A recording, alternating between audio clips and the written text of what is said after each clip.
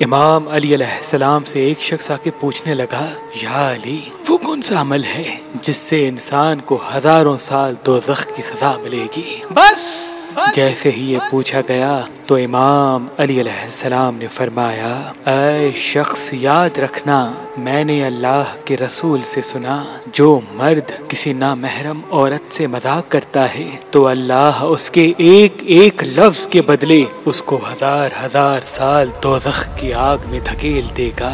और जो औरत किसी नामहरम मर्द से राब्ता रखती है, बात करती है, तो अल्लाह उस औरत को भी एक एक लफ्ज के बदले हजार हजार साल दोज़ख की आग में धकेल देगा।